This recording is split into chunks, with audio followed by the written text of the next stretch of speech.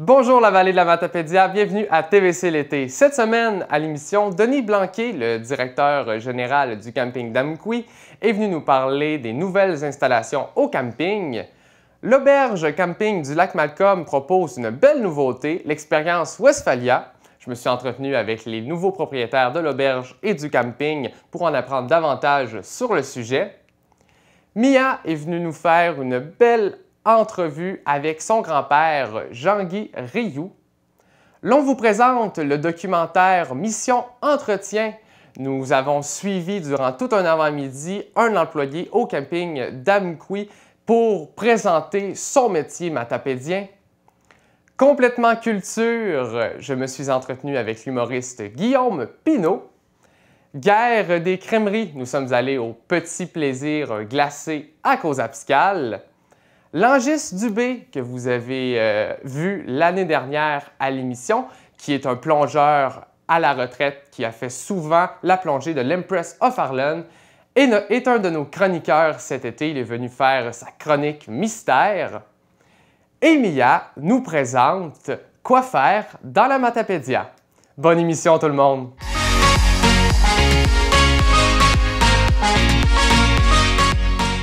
Cet été, le camping d'Amkoui a plusieurs nouvelles installations. Je me suis rendu sur place pour recueillir les détails. Donc, plusieurs nouveautés au camping d'Amkoui.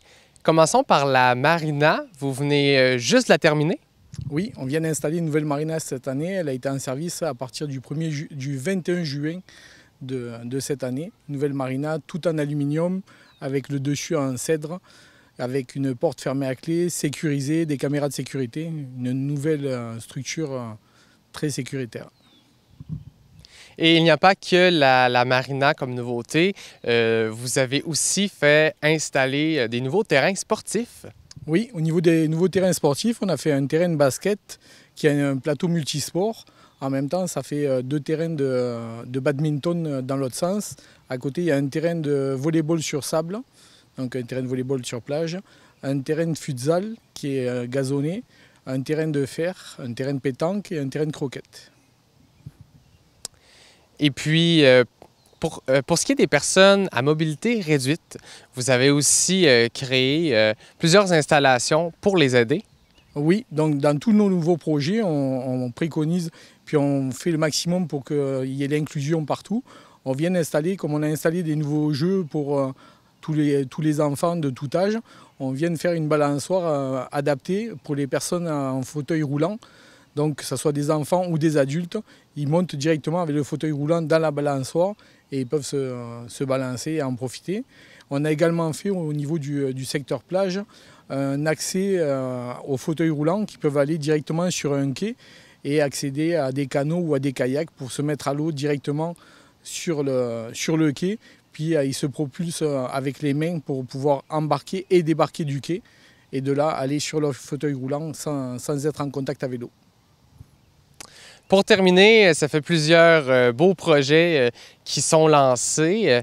Quelle est la suite? Est-ce qu'il y a de nouveaux projets qui arrivent? Oui, toujours des nouveaux projets. On est en train également de réhabiliter les blocs sanitaires. On en a déjà fait un dans le secteur de l'Est, où on a refait tout le parement extérieur en bardeaux de cèdre. Puis ça va continuer dans le courant de la saison. On a refait aussi cette année tout l'éclairage au LED qui a été entièrement refait à la grandeur du camping. Puis on continue sur des nouveaux projets. On vient d'ouvrir cette saison aussi un trampoline géant de 35 pieds par 70 pieds, puis qui est fonctionnel tous les jours de 10h30 à 21h. L'auberge camping du lac Malcolm à Sébec propose une nouveauté, l'expérience Westphalia. Je suis présentement avec Laurent Bissonnette et Carl Charon, les deux propriétaires du camping ici, qui sont aussi avec leur bébé, Léopold. Vous allez bien, vous trois? Oui, merci.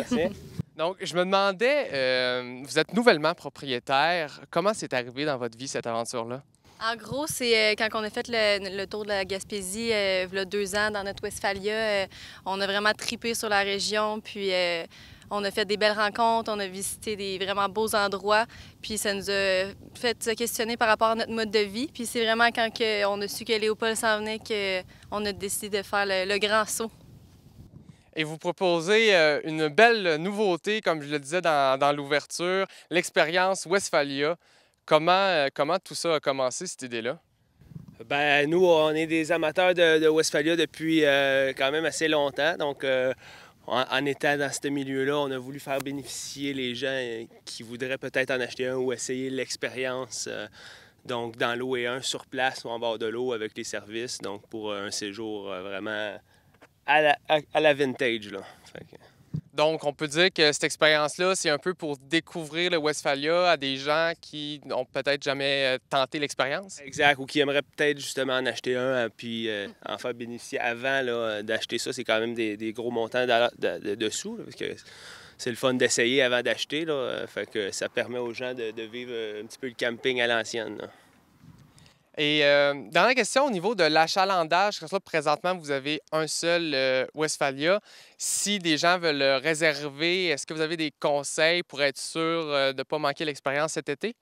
Ben, cette année, à date, ça va quand même bien. Là, on a quand même une dizaine de réservations au courant de l'été. On voit que les gens ils sont intéressés puis on a beaucoup de demandes. Fait qu'on pense à en rajouter plusieurs là, sur notre site en bord de l'eau, justement. Dans la saison prochaine. Ouais. Puis pour l'instant, il est pas mal réservé au mois d'août, mais en juillet, il reste encore plusieurs disponibilités. Puis c'est vraiment un camping style minimaliste. C'est tout petit à l'intérieur, vous allez le voir tantôt, mais c'est tout bien équipé. On a de la vaisselle, on fournit un abri avec un gazebo, un feu, une table à pique-nique.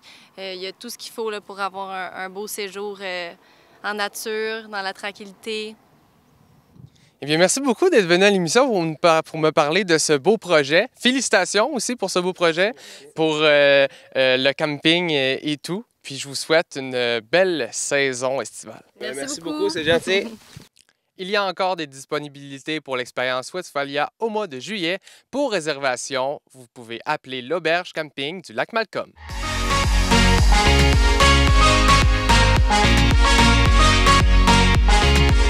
Pour ma toute première entrevue, je m'entretiens avec quelqu'un de grand pour moi, c'est-à-dire mon grand-père. Je l'admire énormément. Je suis présentement avec Jean-Guy Rioux. Comment ça va? Ça va très bien, ma petite fille. Merci. Peux-tu nous parler de ton histoire? Oui, mon histoire a commencé en 1939 quand mon père et ma mère ont décidé d'avoir un beau garçon. La suite est plus compliquée, là. J'ai su ça, la date, par les autres, là. Mais qu'est-ce que j'ai fait à un mois, un an, 2 ans? Je ne me rappelle pas beaucoup. Je me rappelle d'une chose, j'aimais l'école. J'ai toujours aimé l'école. C'est pour ça que je me suis ramassé au séminaire à Gatineau, parce que les pères du Saint-Esprit qui étaient à Lac-Aux-Saumons faisaient le tour des paroisses pour recruter des aspirants. Puis quand ils sont venus voir le curé de Saint-Léon, il a dit Jean-Guy serait peut-être un bon candidat pour vous autres. Fait que je suis parti pour Ottawa en train à 14 ans. J'avais jamais quitté Saint-Léon ben. C'était toute une aventure. Monter à Ottawa, là, oi. Et dans le fond, t'es parti à quel âge à Ottawa? 14 ans. 14 ans. Puis après, rendu à Ottawa? J'ai resté là 6 ans. 6 ans? Au séminaire. J'ai tout fait le séminaire. Après ça, je suis venu à Lac-Aux-Saumons, chez les pères, pour le noviciat. Je suis retourné après ça à Québec pour le grand séminaire. Et j'ai fait presque 2 ans de grand séminaire. Puis j'ai décidé à ce moment-là que c'était pas pour moi, puis j'ai abandonné. Dans le fond, un grand séminaire, c'est pour... C'est pour devenir prêtre. Pour devenir prêtre? Oui. OK. Puis, as-tu un moment qui t'a le plus marqué dans ta vie? Dans toute ma vie? Ah oui, hey, ma blonde. Ah, hey, quand j'ai connu ma blonde. Oui. Dans quelles circonstances tu l'as connue? Ah, ben, moi, je l'ai connue. Elle était toute petite ici, elle restait dans le même rang que nous autres. Mais je ne l'ai pas connue comme ma blonde, je l'ai connue comme une petite toilette, là, comme les autres. Là. Puis, par hasard, quand je suis sorti de chez les pères, je suis monté chez ma sœur à Montréal. Puis, il y avait mon oncle à Ginette qui était en même temps un mononcle du mari de ma sœur. Un Langlois, la mère à Ginette, une Langlois. Ça fait que Bertrand, il allait souvent, il appelait mon oncle Joe, Il allait souvent chez Moulin Joe. Fait que chez Moulin Joe, j'ai rencontré Ginette. Puis, le fil en aiguille, on est devenus amoureux. Si tu avais une chose à changer dans tout ton parcours, dans toute ta vie, qu'est-ce que tu changerais? Non, non, Rien. non. Moi, je ne vis pas pantoute dans le passé. Je vis en fonction de l'avenir. Je suis un irréductible optimiste. C'est rare que je vais regretter.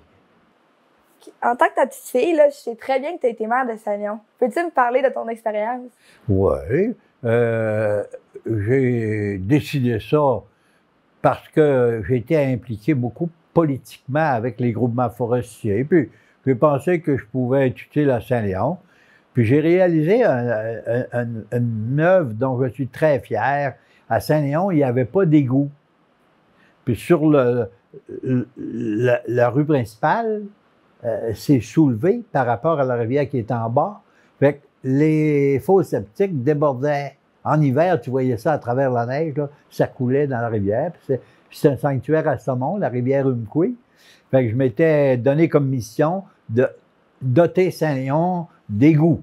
Ça a marché. J'ai réussi. Félicitations. Est-ce que tu as des projets pour ton futur?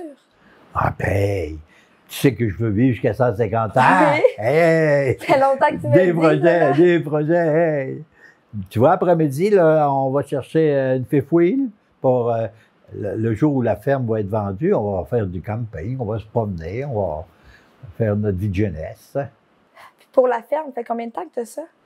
J'ai acheté ici la ferme de mon père qui appartenait à mon frère en 1972. OK. On est déménagé ici. Ta mère est arrivée en 73. Ça se peut. Ah oui. Fait que on a eu toutes sortes de choses sur la ferme. Au début, il y avait des petits bœufs, il y avait un petit peu de bœufs de boucherie. Après ça, Ginette a fait une expérience avec des moutons. Après ça, elle a suivi un cours comment élever des cochons. Et puis, elle a eu des cochons. Puis, en même temps, on avait toujours un cheval ou deux. On aimait les chevaux. Puis, un bon jour, j'ai décidé de faire l'élevage des chevaux. Des gros berges. On est parti en fou. Oui, oui.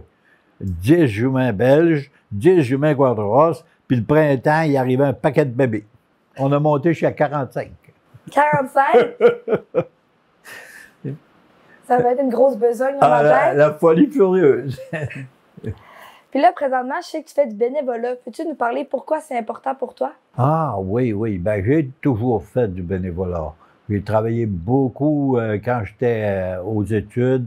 Quand j'ai commencé à enseigner, je me suis occupé des cadets. J'ai toujours fait du bénévolat. Puis quand j'ai travaillé à la société, c'était du bénévolat. On avait des petites récompenses, là, mais très, très peu. C'était du bénévolat.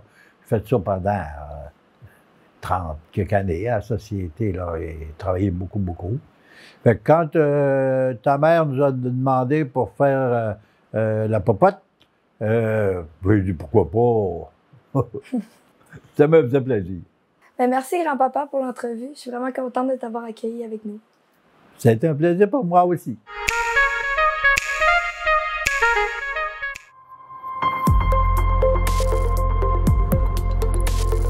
Pour connaître ce qui se passe chez vous, dans la vallée de la Matapédia, TVC Matapédia, on s'y retrouve partout.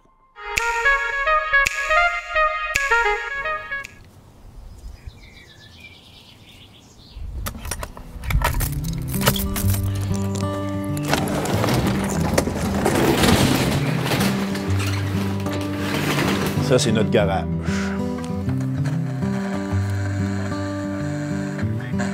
On écoute Joshua Ménard-Suarez. Il y a des personnes à détourner.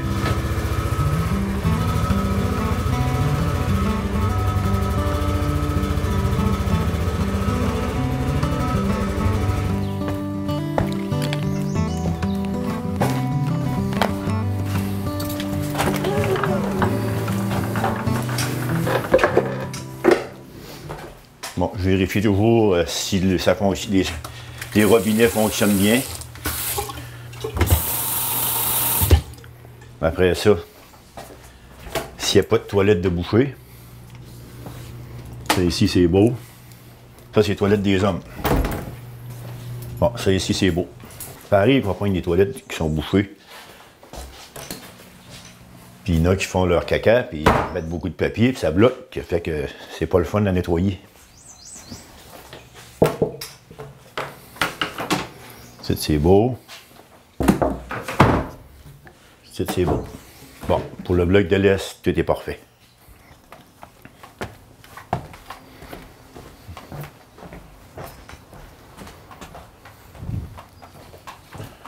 On cogne.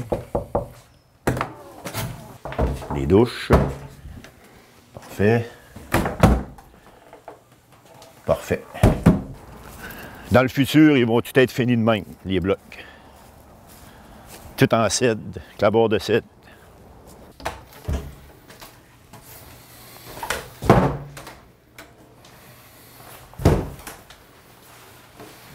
Bon, c'est pas pire, il n'y a pas de bouchée à matin.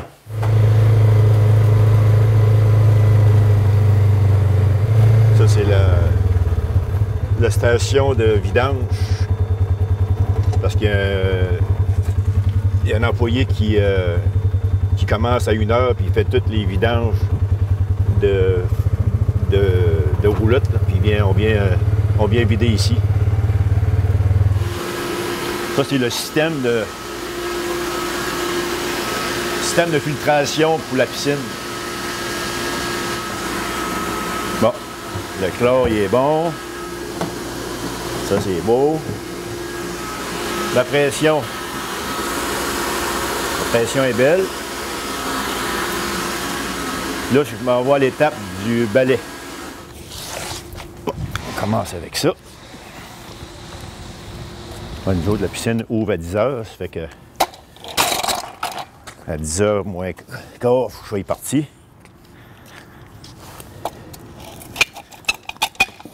L'étape de l'aspirateur, je rouvre une valve ici.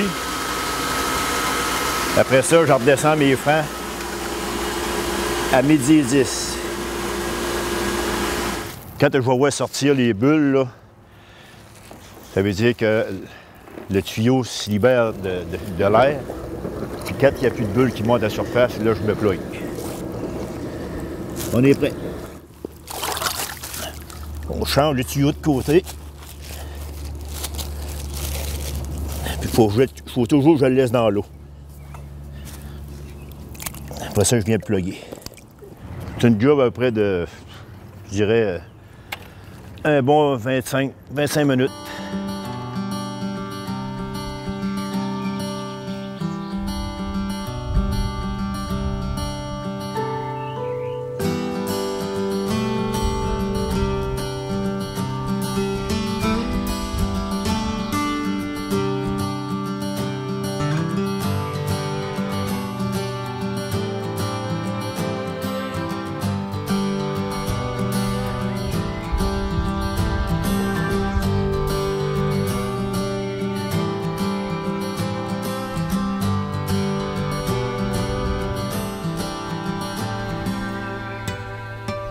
OK, terminé.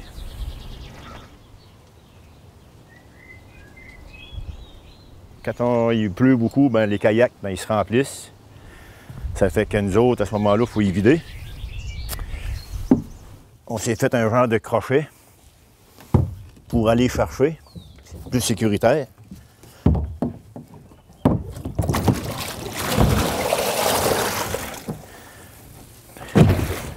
Il y a une pesant à longue.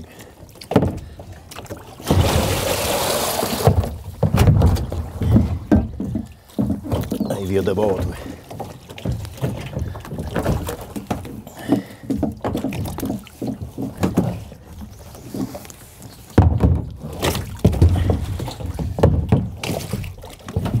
Il est coulant. Tiens, prends ta place.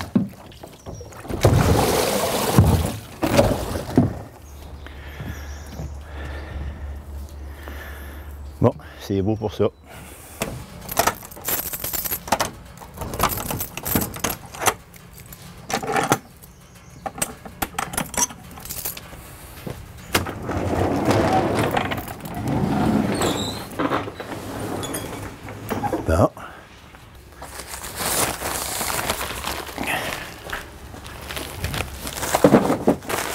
tout anti-sac comme ça. C'est sec comme des os. Ah, il en manquait plus que 3, il en manquait 4. Comment ça?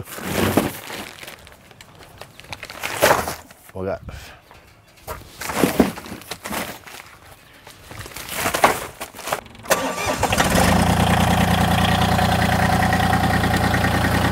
Moi, je prends le petit tracteur, puis je prends le bucket, puis j'emplis mes trous de terre. Quand il en manque, j'en rajoute avec la terre que j'ai montré un matin, la gravelle.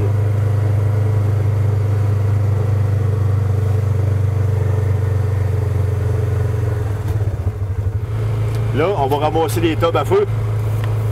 Tout le bois qui a été brûlé, là, ça fait de l'essence. Il faut tout ramasser ça. Quand il va y avoir un autre campeur qui va rentrer, bien, que ce soit propre.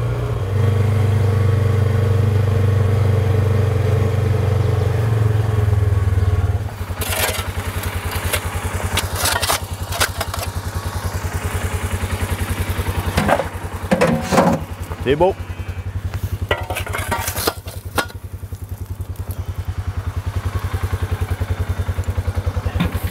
Comme tu peux voir, lui, il est encore chaud.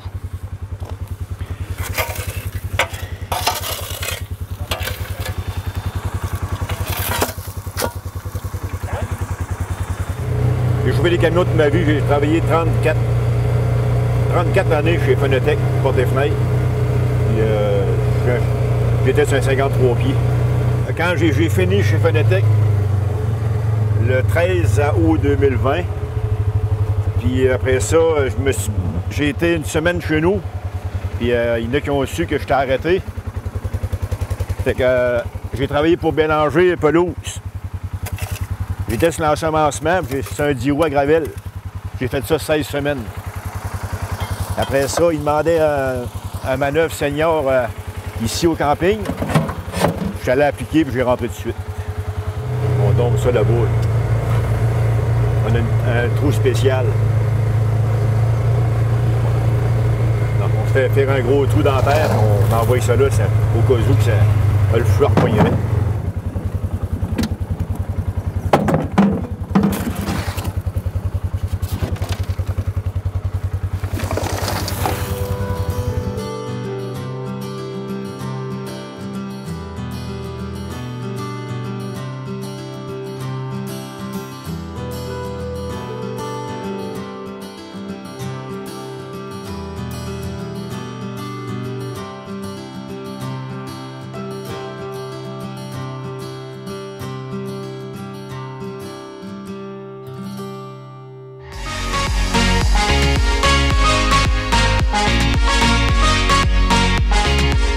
Nous sommes rendus à la chronique Complètement Culture en collaboration avec Diffusion Morticus.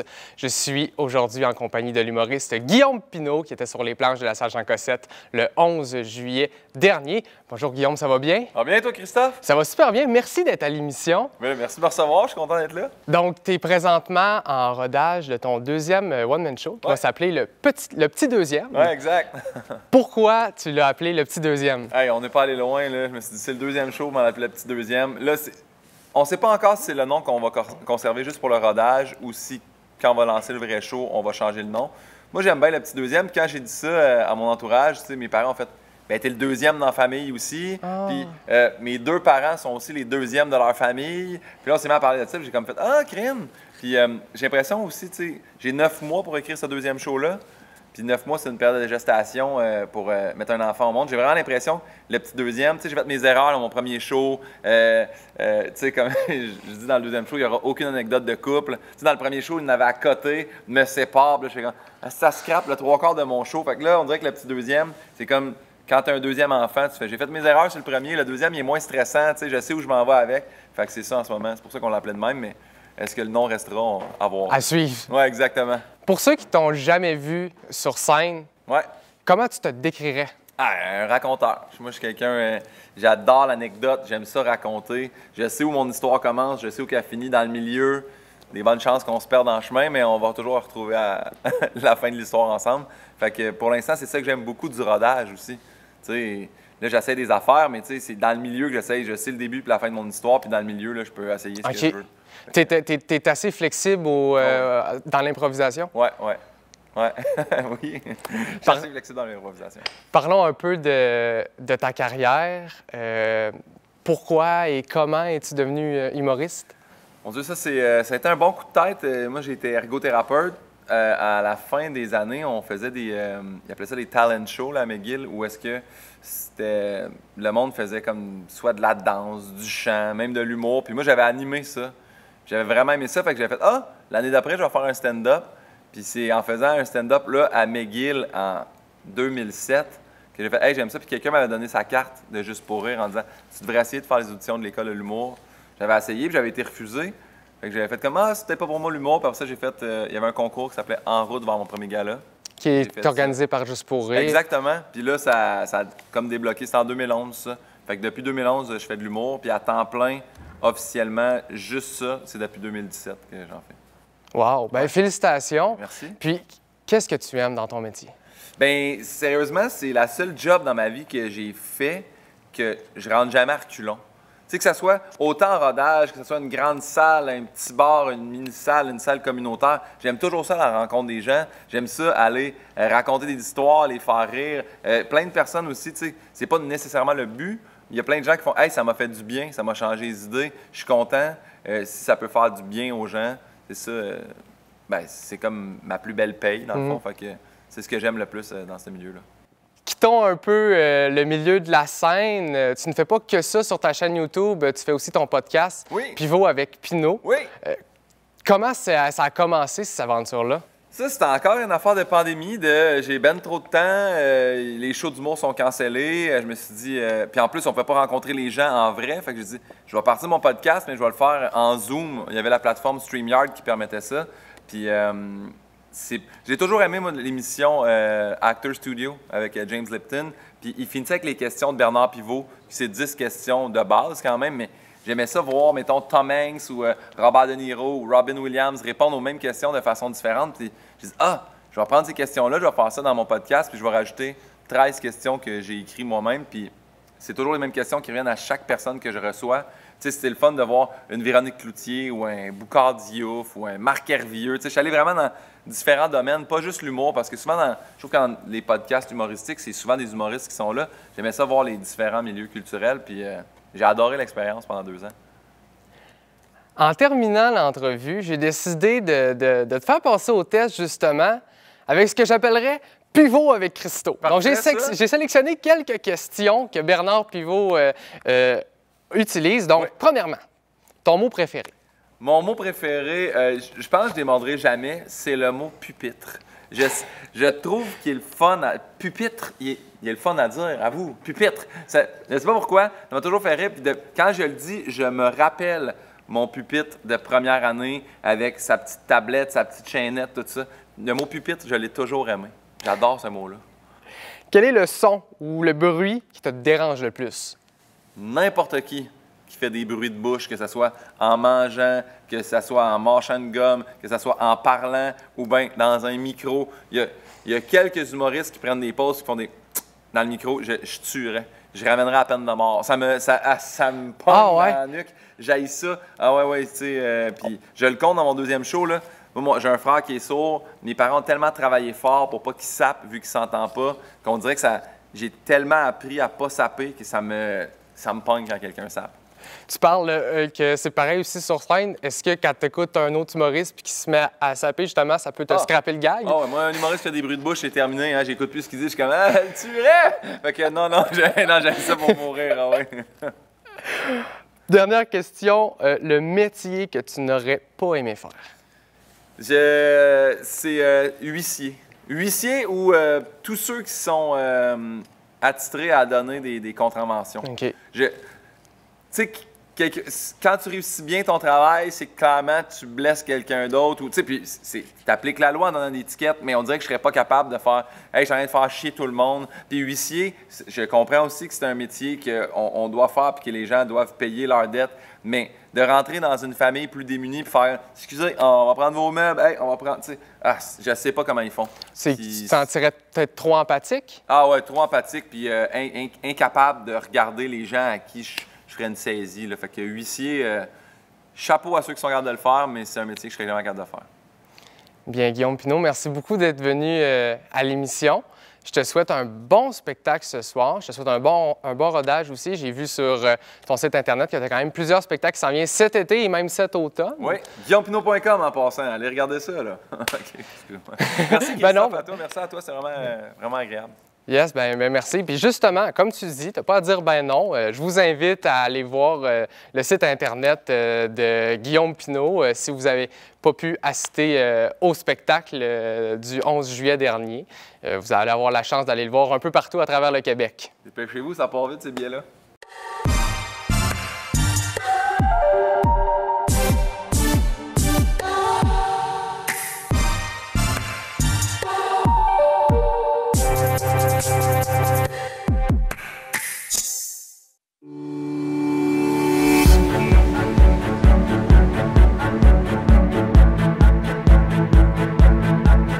Le gym qui est surtout spécialisé dans les cours de groupe, c'est avec ça qu'on a commencé en 2016. On s'est agrandi ici côté Open Gym, donc entraînement libre, depuis presque 2 ans maintenant. Puis qu'est-ce qu'il y a de nouveau surtout, c'est on fait affaire plus avec des groupes extérieurs maintenant. Donc cette année, on a donné des cours aux jeunes du basket, du volleyball, au club sportif de l'école. Puis aussi avec le groupe TAC. Oui, bien en fait, on a donné des cours aussi avec des entreprises extérieures, donc groupe TAC. Ensuite, Rayon de partage aussi en santé mentale qui s'est greffé à nous, qu'on collabore avec eux, le CI3S aussi, parce qu'on veut montrer que l'activité physique, c'est accessible à tout le monde.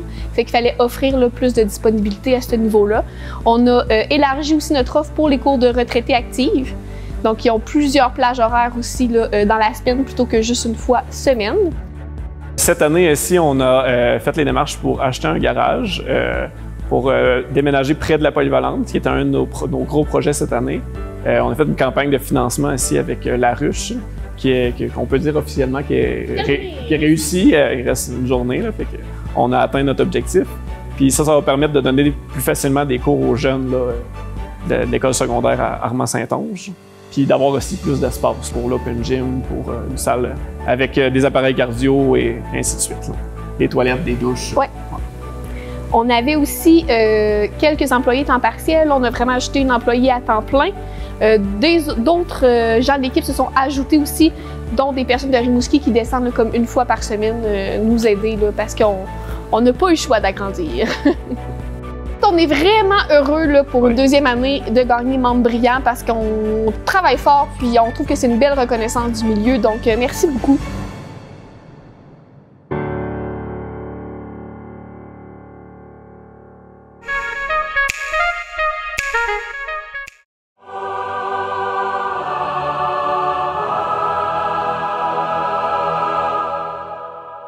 Nous sommes rendus au segment La Guerre des crèmeries où à chaque semaine, on visite une crèmerie matapédienne pour à la fin de la saison vous dévoiler qui est selon nous la meilleure molle matapédienne. Je suis avec notre chroniqueuse Mia. Mia, on est où aujourd'hui? On est à la crèmerie Les Petits Plaisirs de la C à Causa-Fiscale. Moi, j'ai faim. Ouais, moi tout. On y va? On y va.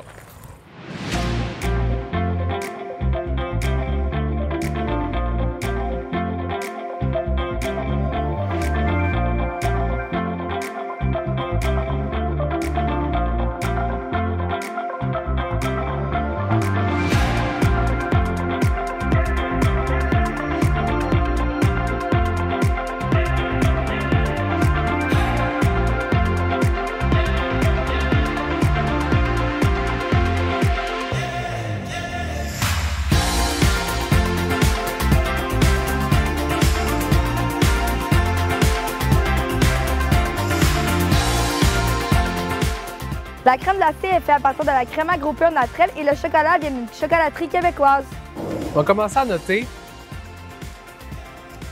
Je vais sortir mon téléphone parce qu'on a oublié les feuilles. On a oublié les feuilles au bureau, fait on utilise la technologie. Je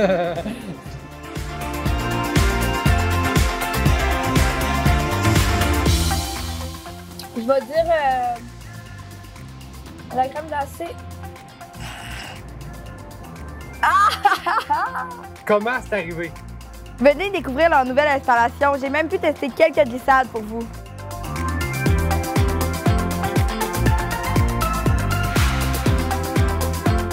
Imagine quelqu'un qui a échappé sa molle. Hey, mais ça doit pas aller tant vite, là.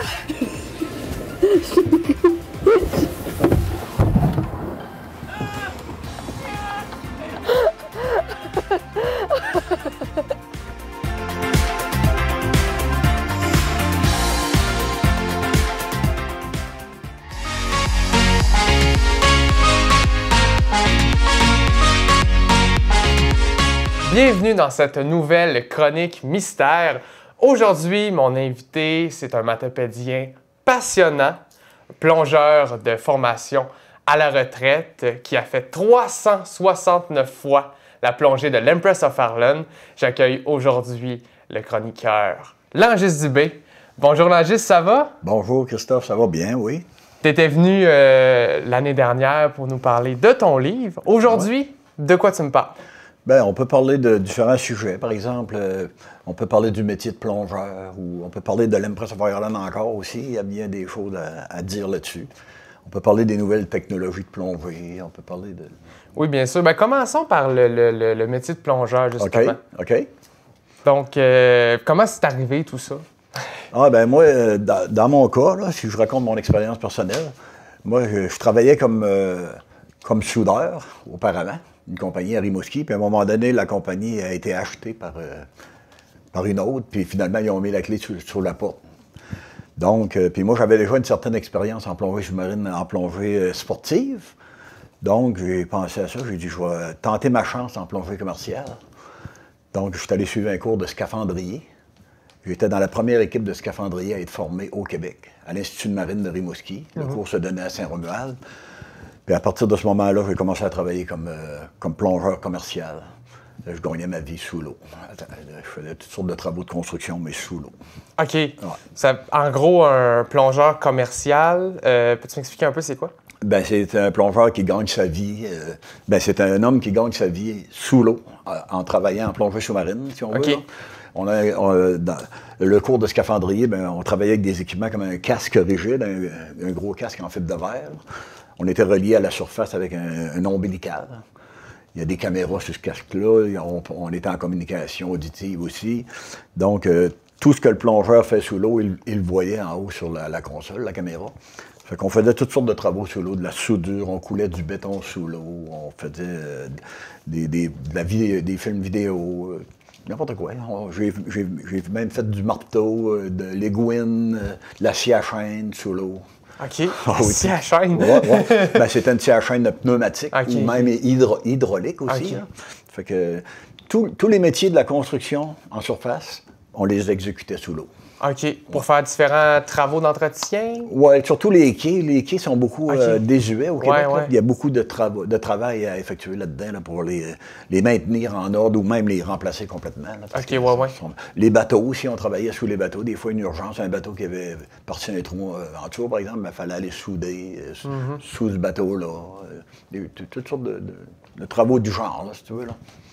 Puis l'Empress of Ireland, c'est arrivé comment, ça? L'Empress of Ireland, ça, c'était à mes tout débuts. Quand j'ai commencé à suivre mon cours en 79, j'ai entendu parler vaguement un peu de l'Empress of Ireland. Puis là, c'était devenu...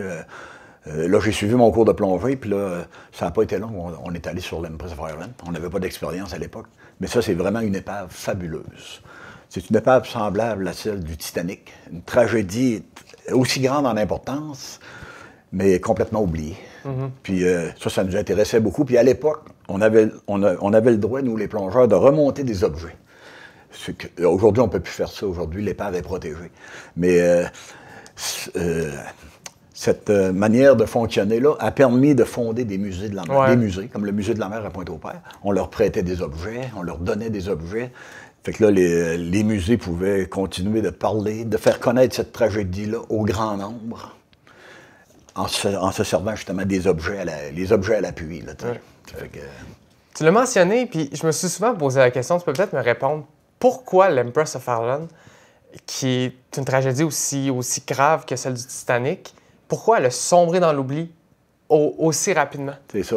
C'est assez spécial, c'est parce que, premièrement, elle est dans l'ombre du Titanic aussi, parce que le Titanic avait coulé 2 ans auparavant. Il était censé être insubmersible. Puis le Titanic était plus gros aussi, puis c'est sa première traversée. Tandis que l'Empress of Ireland, lui, il a fait 96 traversées aller-retour. Il avait déjà fait ses preuves. C'est ça. Puis c'était un bateau qui il était comme rodé, on va dire. Puis là, ce qui est arrivé aussi, il a coulé, puis c'était des immigrants qui étaient à bord. Donc, c'était pas comme le Titanic. Le Titanic, c'est son voyage inaugural. C'était toutes les grosses gommes, on va dire. Là. Ben oui. Fait que là, ça avait plus d'impact. Puis là, l'Empress a coulé. Puis ce qui est arrivé, c'est que la Première Guerre mondiale a éclaté presque aussitôt après. Ah, ben oui, un mois et demi après la Première Guerre mondiale. Ouais. Après ça, il y a eu la grippe espagnole. Après ça, un petit peu plus tard, il y a eu la crise économique des années 30. Là. Ouais. Tous des facteurs qui ont contribué à que l'Empress a sombré dans l'oubli. Personne n'est au courant de ça. Même dans les années 1980, quand je commençais à plonger, des fois, à des personnes à Rimouski, dans le coin où l'Empress a coulé, je leur posais des questions des fois sur l'Empress of Ireland. C'est quoi ça? Ils n'étaient pas au courant, c'est coulé dans leur cours. Ouais. Une pareille tragédie. Ouais. C'était incroyable. Puis même, à un moment donné, l'Empress of Ireland, aussitôt qu'il a coulé, là, c'est devenu une nouvelle mondiale. Rimouski était devenu le centre du monde à l'époque. Si tu vas faire une recherche sur les journaux, les vieux journaux, là, Rimouski était vraiment le centre d'attraction du monde entier.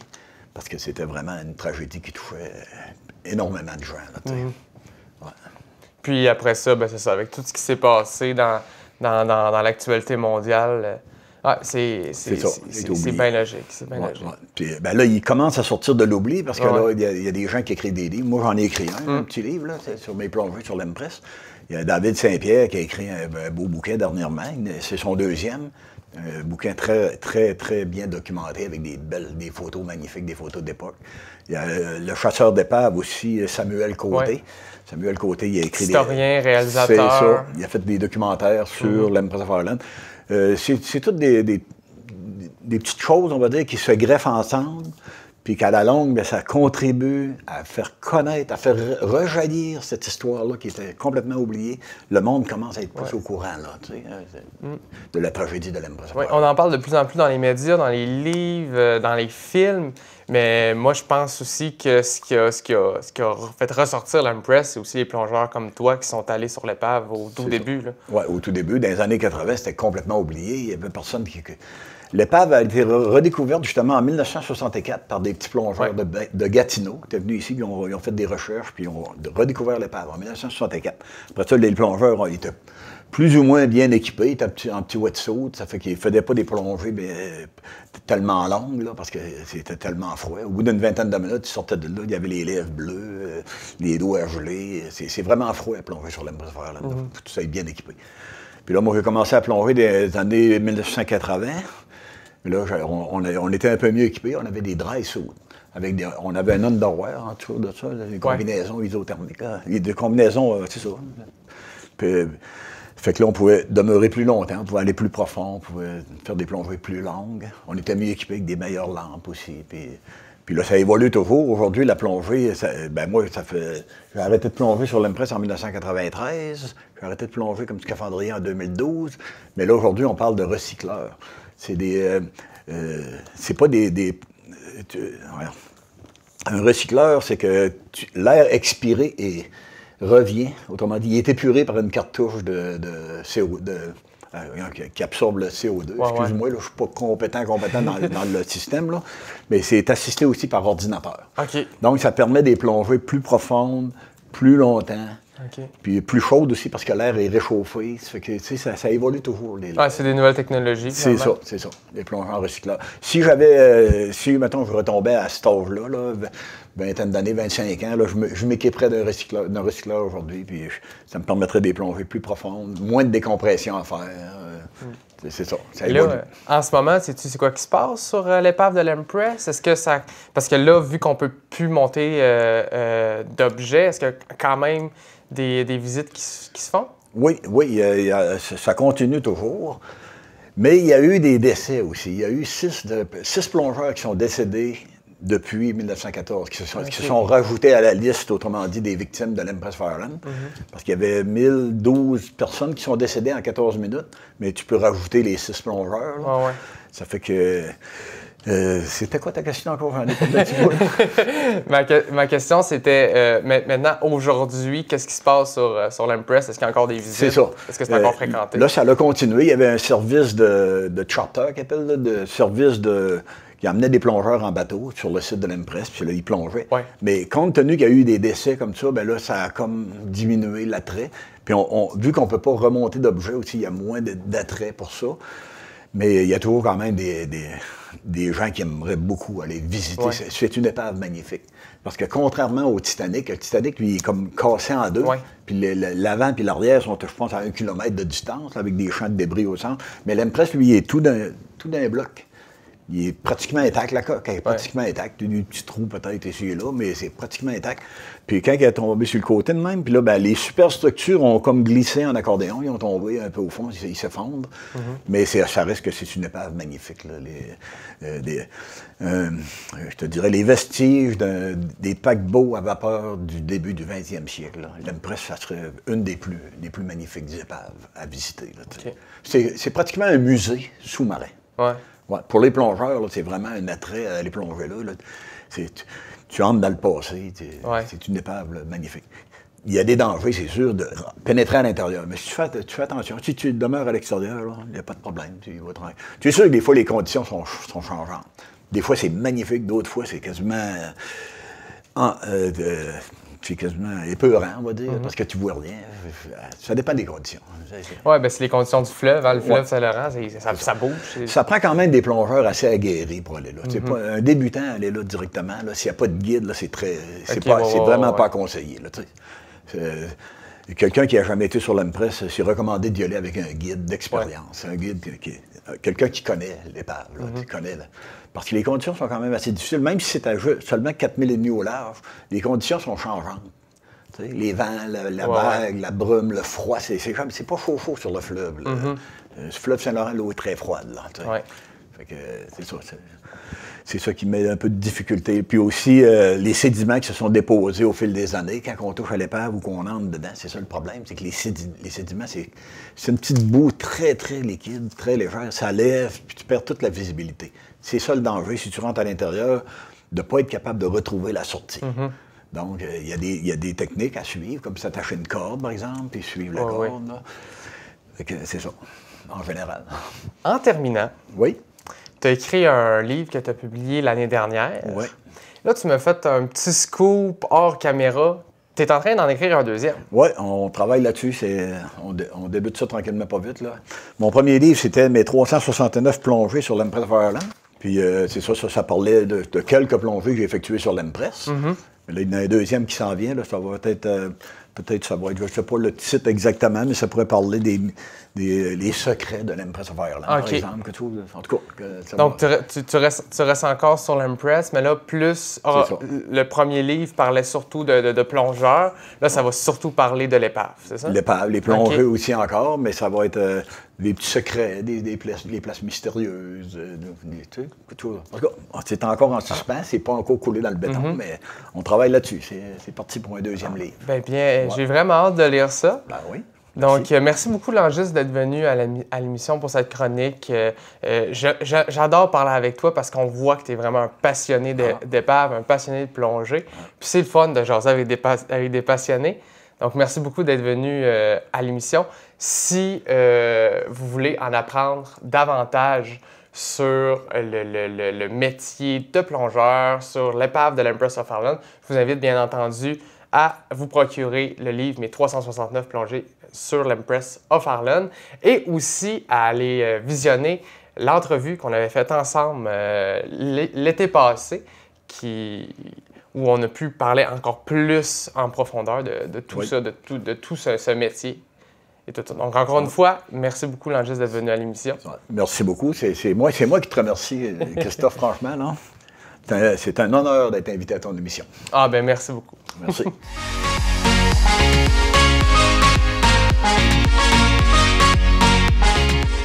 Bienvenue à vos coiffeurs dans la Matapédia. Ce soir, dès 19h30 à l'Agora de Sébec, aura lieu la Disco des Jeunesses. L'admission est au coût de 10 $ et un service de base sera sur place. Ce soir, le 14 juillet, dès 19h30, à l'Agora d'Amqui, au parc Pierre et Maurice Gagné, la ville présente le duo Seb et Jess. De plus, un service de base sera offert. Toujours ce soir, le 14 juillet, aura lieu le party rétro. La ville de Sébec vous invite à venir danser au son des années 70-80. Le tout se déroulera dès 21 h au parc tournant de la Rivière. En cas de pluie, l'événement aura lieu à l'Arena. Le DJ Gino Bouchard ainsi qu'un service de bar seront sur place. Le tournoi Linda Saint-Amand, tournoi annuel de tennis simple, aura lieu le 15-16 juillet. Cette année, on vous assure 2 à 3 matchs. Plusieurs bourses à gagner, raquettes à faire tirer, les balles seront fournies. De la musique sur place et même des boissons gratuites. L'inscription est au coût de 25 $. Samedi le 15 juillet, dès 10 h, la ferme JM Valley Holston d'Amqui, en collaboration avec le club Holston Bas-Saint-Laurent, accueille le pique-nique Holston Québec 2023. À l'horaire, Olympiade, concours McLeod et Galdu, une visite de la ferme et de kiosques d'entreprises locales, même le marché nomade de la Matapédia y sera, ainsi que de nombreux food trucks. La ferme JM Valley vous invite à venir danser avec eux à l'Arena d'Amqui avec David Paradis dès 22 h. Samedi le 15 juillet, on vous attend pour un 5 à 7 au bistrot du musée Matamadia. Venez écouter la conférence de Geneviève Evrel portant sur son parcours de vie, suivie d'une dégustation de saumon et de vin. Les billets sont disponibles à la boutique du musée, au coût de 50 $. Samedi le 15 juillet, dès 20 h, une soirée karaoké est organisée à la gare patrimoniale Maison Culture de Sébec avec le DJ Régis Caron. Toujours à la gare patrimoniale Maison Culture de Sébec, aura lieu le 16 juillet à 13 h un cours de danse en ligne avec Madame Rosanne Landlois. Cette activité est au coût de 5 $. Le site patrimonial de Painsmatamaja vous invite à venir avec vos jeunes à leur matinée timbrée. Le 18 juillet à 10 h, les jeunes auront la chance de réaliser un saumon capteur de soleil qu'ils pourront par la suite accrocher à leur fenêtre. Diffusion Mordicus présente Joran le 18 juillet à 20 h à la salle Jean Cossette. Billets en vente directement sur leur site de Diffusion Mordicus. Le 20 juillet prochain, dès 18 h, venez profiter de l'ambiance du musée de pêche Matamaja le temps d'un souper. Le saumon sera bien évidemment à l'honneur et les serveurs d'époque sauront mettre dans l'atmosphère des années Matamaja Salmon Club. Billets disponibles à la billetterie au coût de 75 $. Au parc de la Pointe à Cozapscal aura lieu la course d'un soir d'été, le 20 juillet prochain. Le départ se fera à 19h30. Plusieurs parcours vous seront offerts, soit un 1, un 2, un 5 et même un 10 km. L'inscription se fait en ligne. Après la course, un cinéma plein air vous attend avec du popcorn gratuit. Apportez vos chaises et breuvages. C'était vos coiffeurs dans la Matapédia. Et voilà, c'est ce qui complète l'émission d'aujourd'hui. Si vous l'avez aimé, sachez qu'elle est disponible en intégrale ou par segment sur notre chaîne YouTube. Merci d'avoir été des nôtres. À vendredi prochain.